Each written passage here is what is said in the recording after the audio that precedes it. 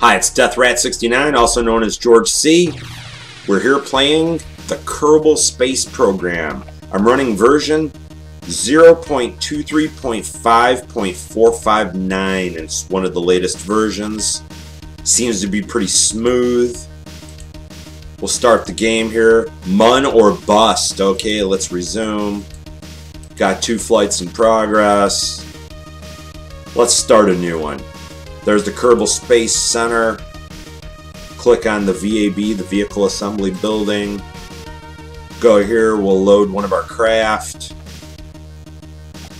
Alright, let's go down here to Nova Nuclear Lander with Probe 6. That craft has 1,961 parts and 24 stages. And I'm really glad I'm using this system to fly this craft, because really anytime in the Kerbal Space Program, it's still a 32-bit application, not a 64-bit application.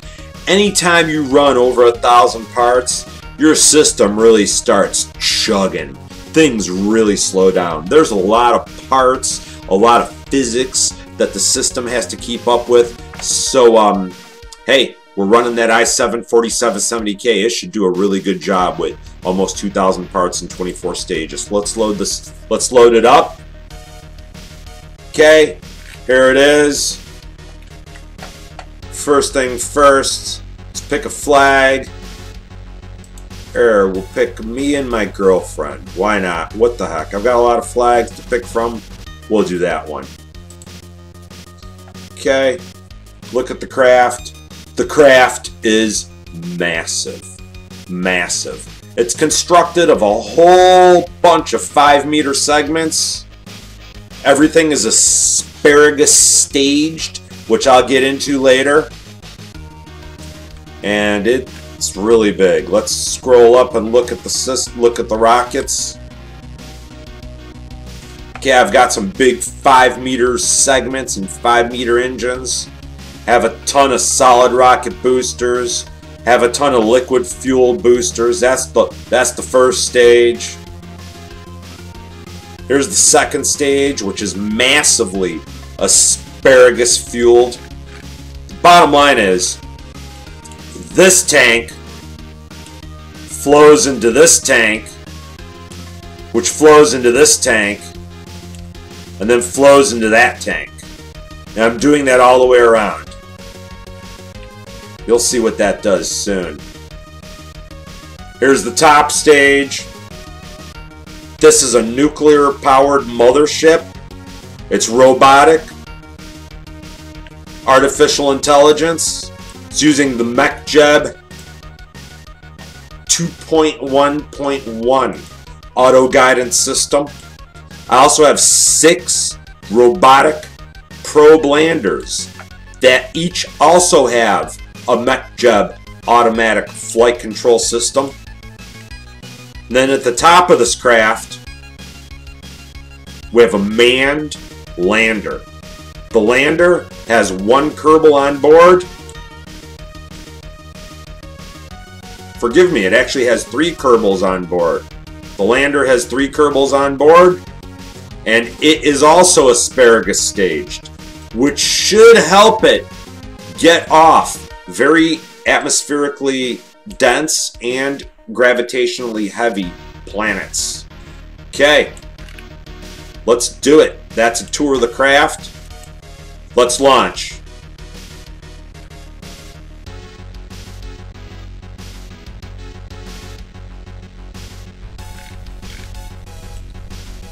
Okay, here we are. We're on the launch pad. We're ready to launch. As you can see, this is a massive rocket. Massive. Let's activate our Mechjeb autopilot assistance system. We'll activate the ascent guidance. We'll go for an orbital altitude of 650 meters. I'm sorry, 650 kilometers. We'll have it automatically prevent overheats. We'll have Mechjeb enable the corrective steering. Mechjeb will also be doing auto staging, and we will have auto warp. Let's go over to vessel info. Here's our vessel info. Our mass is, wow, 11,915 tons. This is massive. We'll activate our surface info information panel. We'll activate our orbital info information panel. We'll activate our delta V statistics. We have no delta V statistics. That's a problem. That's definitely a bug. Okay. Hopefully that doesn't keep us from making it to other planets. Alright, let's engage the autopilot. 3, 2, 1, 0.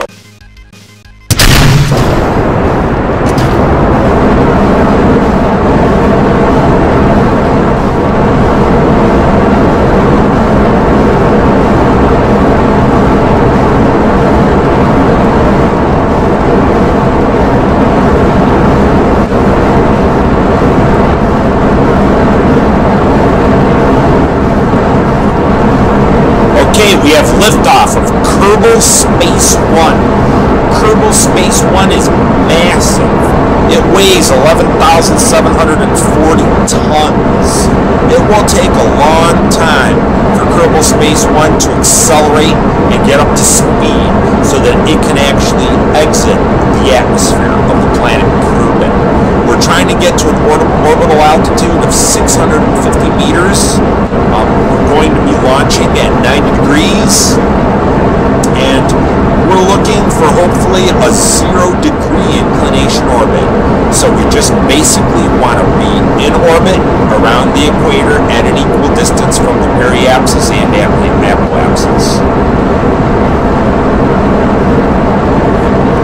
Kerbal Space One is looking good. All systems are go for Kerbal Space One.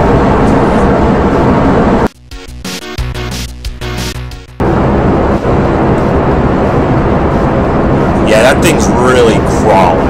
I mean, that is slow. We're traveling at 25 meters a second at an altitude of 300 feet, or 300 meters, I meant to say. It's pretty slow.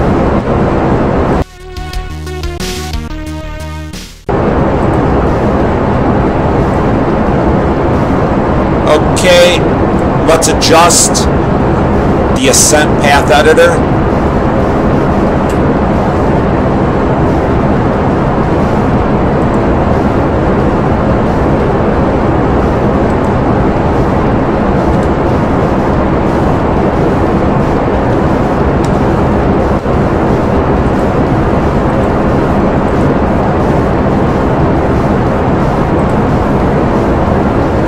Okay, I'm liking that. We'll change our turn shape. Okay, I think we're looking good here. Actually, we'll go 35. Now we'll go 40. Okay. Our gravity turn will start at 14 kilometers and max out at 17 kilometers. I'm definitely happy with that.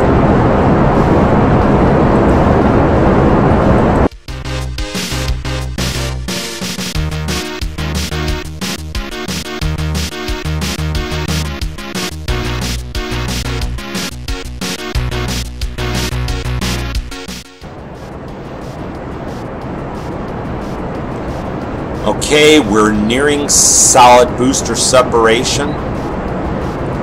The craft has just achieved an altitude of 1.85 kilometers. We're traveling at 72 meters a second. Basically, we're almost 2 kilometers up. About 2 kilometers, 2,000 meters. Okay, we're getting close to booster separation.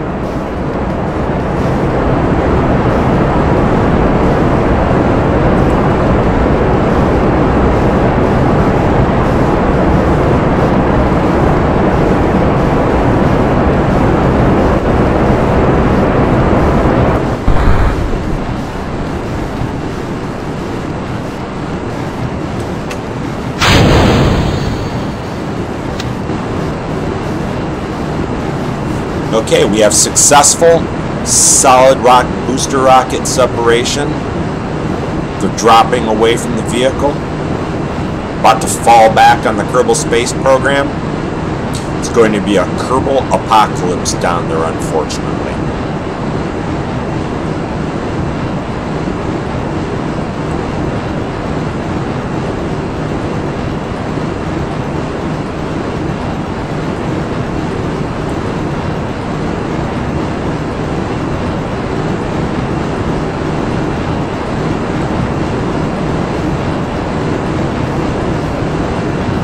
Momentarily, we'll have liquid-powered rocket booster separation. Seems like that little last bit of fuel takes forever.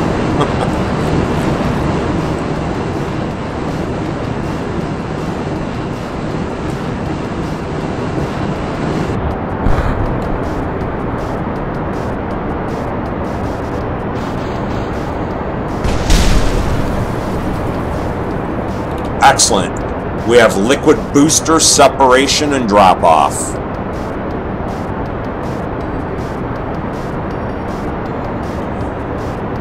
Kerbal Space One is at an altitude of 2.8 kilometers, traveling at 75.1 meters a second.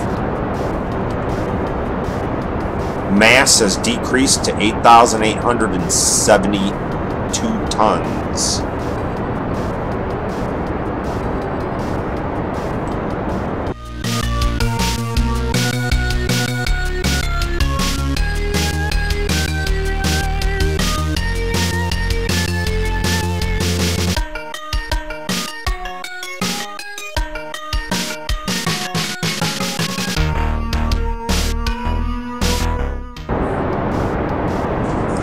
Kerbal Space One is at an altitude of 5.4 kilometers, traveling at 101 meters per second. Kerbal Space One might be accelerating slowly, but it is accelerating. It's also dropping in mass. The mass is now 7,730. I'm sorry, yeah, 7,700 tons. That's down from 11,000 and change. So the craft is getting lighter, and it's traveling higher. We're halfway through the first layer of planet Kerbin's atmosphere at the moment.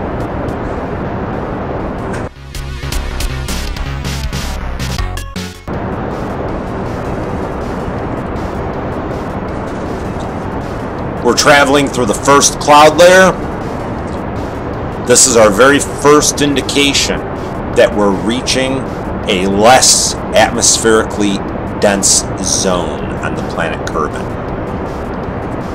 The air is going to get thinner as we go up higher.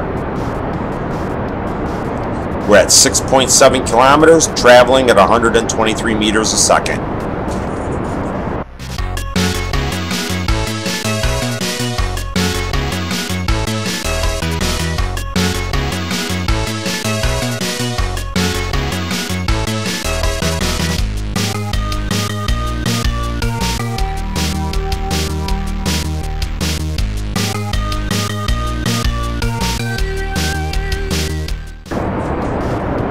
Okay, Kerbal Space One is at 12.5 kilometers, traveling at 233 meters a second. We will have first stage separation shortly.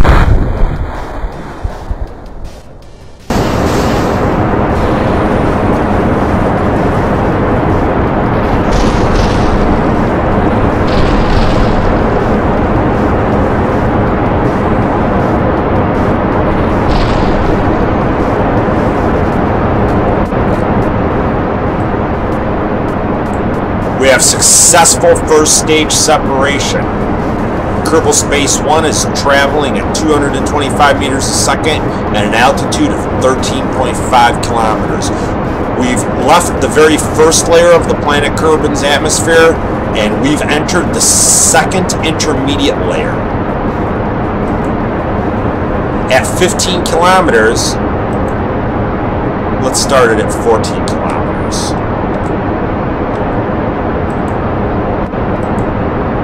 At 14 kilometers, our gravity turn started. Okay, gravity turn is initiated. The craft will be rolling over at 90 degrees. Kerbal Space One is a go.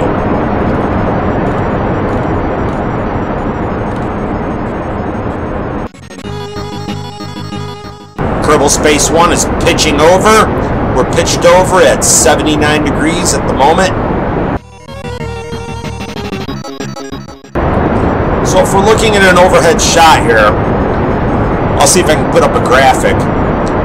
We are actually using an Asparagus staging system. You'll see the yellow fuel lines. All the tanks are burning at the same time. They're all consuming fuel. But as they're consuming fuel, this tank is flowing into that tank, and this tank is flowing into this tank. So this tank gets depleted quicker, drops off. Then you're left with these two. This one gets depleted, it drops off. Then you're left with that one, and it's fully fueled. I've also done that with the internal stages, and I've also done that with the lander stages. Basically, asparagus plumbing for your fuel system and rocket ignition system get your craft up higher and farther with more delta V and less fuel. It's a pretty ingenious system. You'll watch it work in action over here.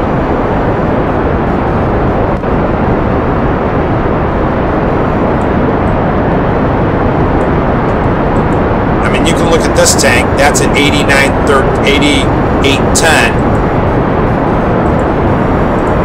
This one's at 18,432, and this one's at 18,432. So you have a bunch of tanks that are still full, and you're just using all the fuel from the last tanks in the fueling chain.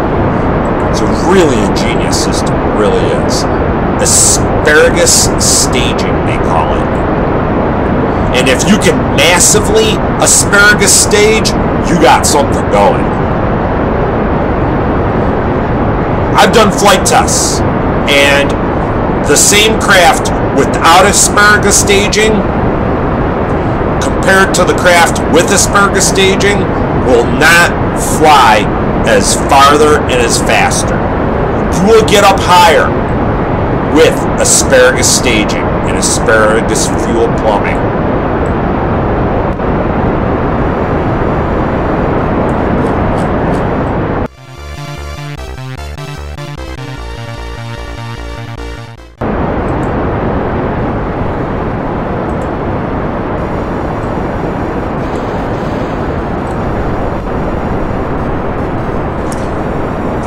We have successful ejection and separation of the first asparagus staging segments, booster segments.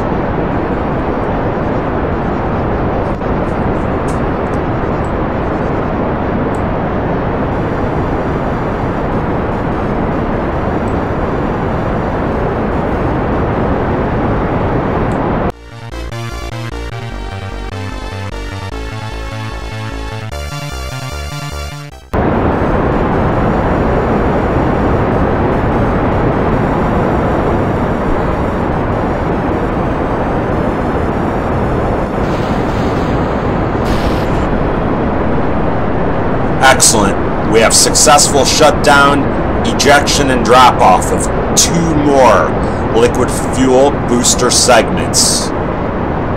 Kerbal Space One is at 29.3 kilometers in altitude, traveling at 480 meters a second. Kerbal Space One is almost at half a kilometer a second speed. The mass of the craft has dropped down to 3,590 tons. We started with about 11,500 tons. We've definitely shed a whole bunch of mass. There's the Kerbal Space Center below us. We're cranked over, initiated in a gravity turn. Our heading is 89.3 degrees. We're aiming at 90 degrees for an equatorial orbit. And our pitch is at 46.2 degrees.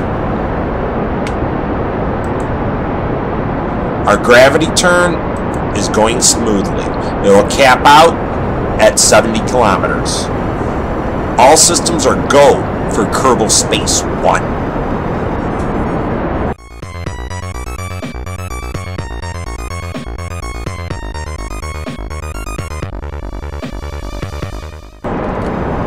Kerbal Space One is at 35.2 kilometers in altitude, traveling at 641 meters a second.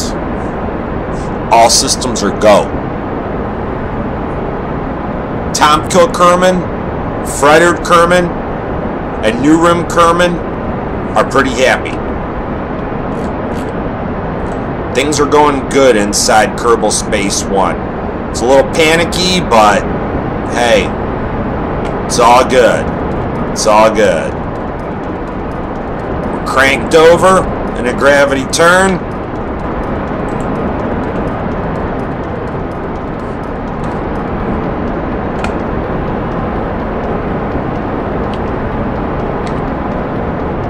Kerbal Space One is a go.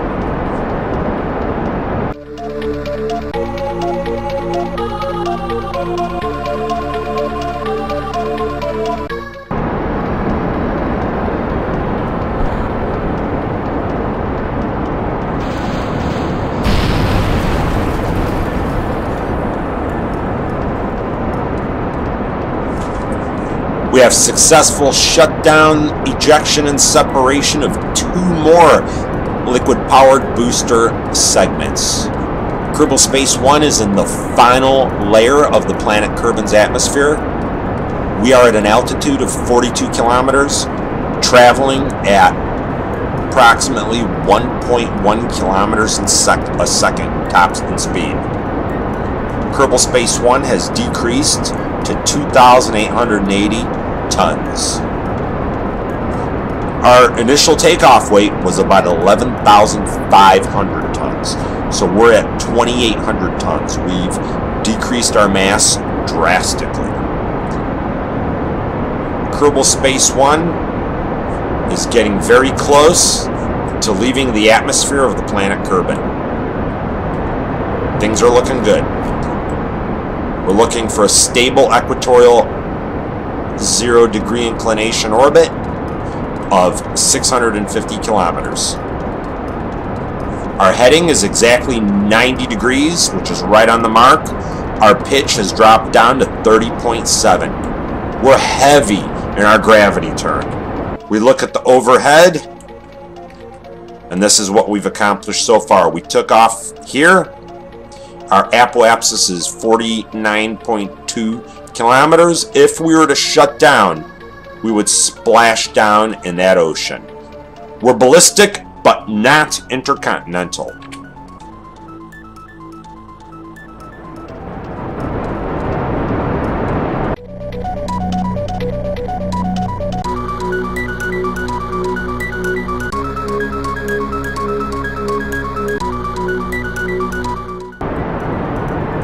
Kerbal Space One is leaving the planet Kerbin's atmosphere.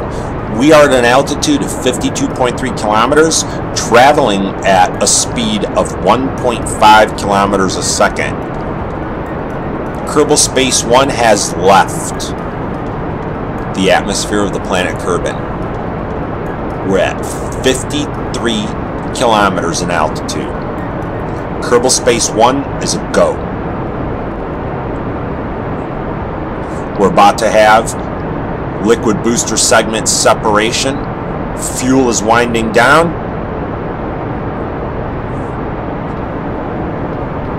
Right there, we're at 2,411 tons.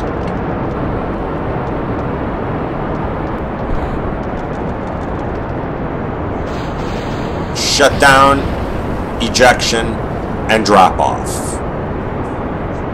We're at 2,292 tons total weight for the spacecraft. Kerbal Space One is a go.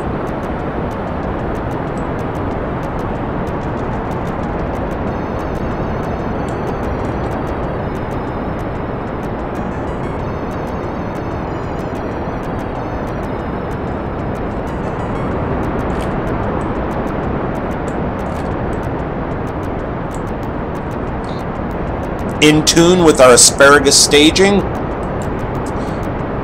The outermost tanks are being the ones used. They're flowing into the inner tanks. So as the outer tanks get used, they get depleted quicker and drop off.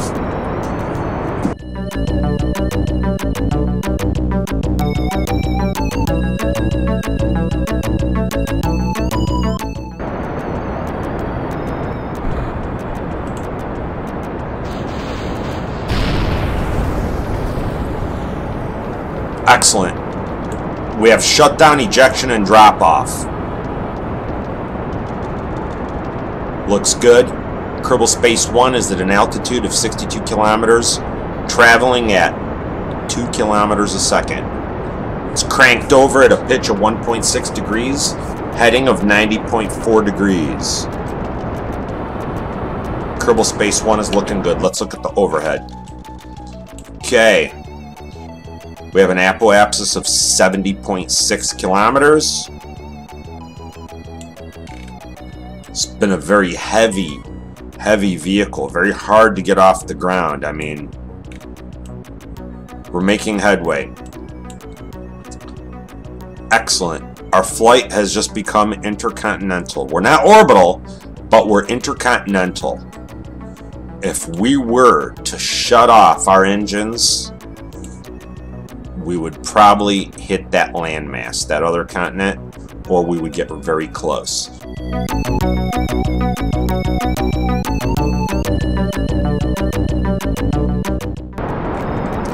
Okay, Kerbal Space One is involved heavily in this gravity turn.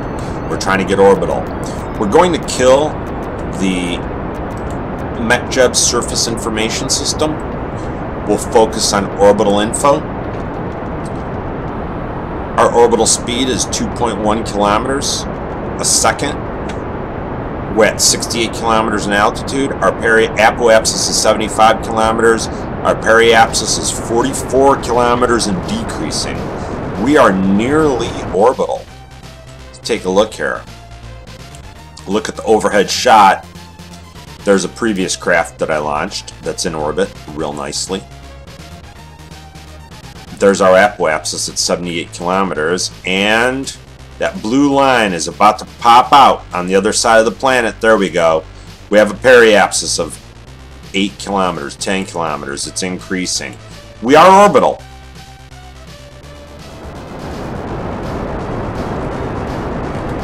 Okay, Kerbal Space One is cranking over.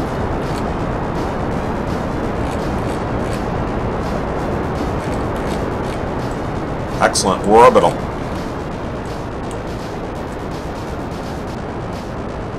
We have an inclination of 0.079 degrees.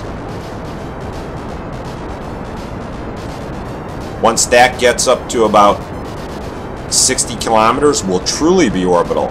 Where if we just turned off our engines, we just stay in orbit because there would be no atmospheric drag bringing us down.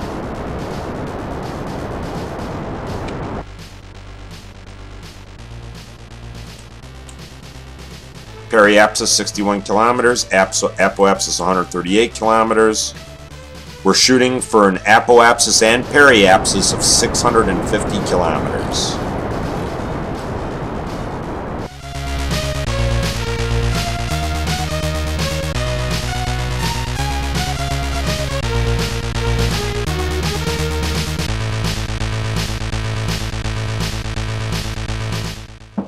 Excellent. We've achieved an apoapsis of 650 kilometers. We're right there. Our burn point for circularization is there. Time to periapsis, time to apoapsis is 25 minutes.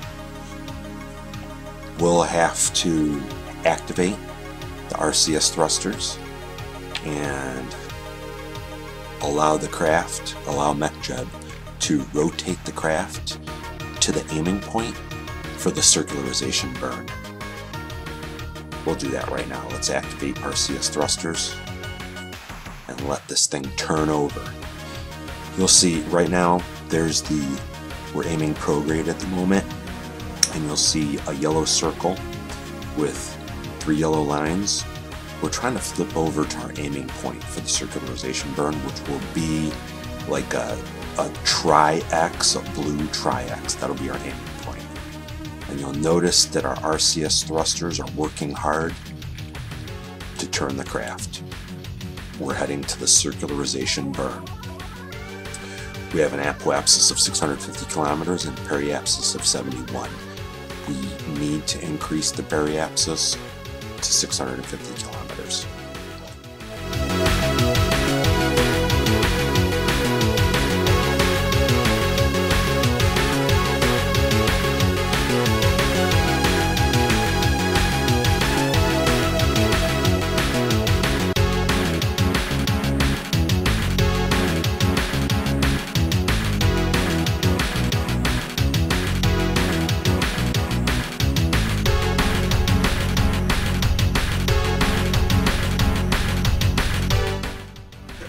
Excellent, we're nearing our circularization burn aiming point. It's that red crosshair, I'm sorry, it's the blue crosshair on the nav ball. That's where we have to aim to successfully change our periaps to 650 kilometers with a 30-second burn in T-minus 23 minutes and 38 seconds. Turn off the RCS thrusters and we'll coast to the circularization burn aiming point. What'll happen is Mechjeb will automatically activate the time warp, and there it went. Time warp is activated.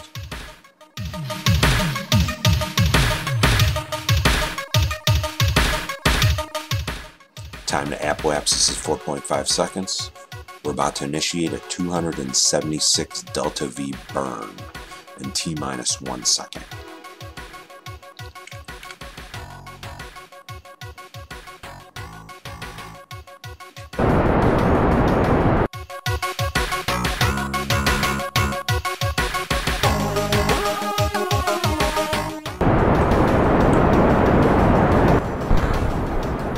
We have shutdown, ejection and drop off of the final 2 external liquid booster segments. We're now on our main engine, and it has a ton of fuel. We're almost done with our circularization maneuver.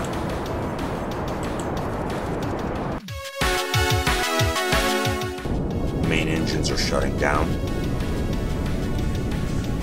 Getting very, very close to our goal here.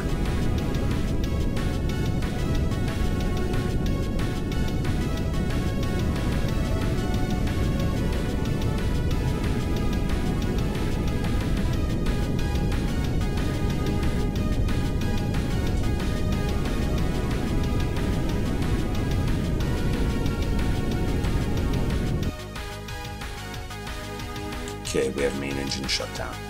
Our apoapsis is 655 kilometers, our periapsis is 646. I would say that's close enough. That's a successful orbital insertion for Kerbal Space One. Let's look at the overhead. There we are. We're at approximately a 650 kilometer orbit. We're around the planet Kerbin. There's the Mun, which is basically the closest moon. The Mun is also at a 0 degree equatorial orbit. And then we have the final satellite, the final moon of the planet Kerbin. We have Minmus, which has an irregular orbit. And then we look out, we have a couple asteroids that we're not going to mess with. We have the planet Eve, the planet Moho, the planet Duna, planet Dres, the planet Jewel, and the planet Elu, all of which most of them have their own satellites and their own moons that we can focus on.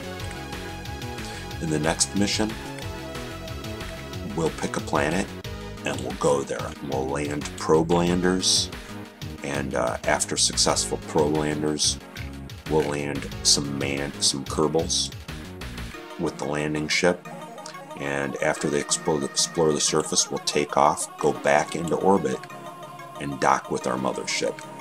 And we won't use all our probe landers. Maybe we'll have 4 probe landers left, so that we'll be able to still explore some distant planets. So let's extend the solar panels. Okay, solar panels are being extended.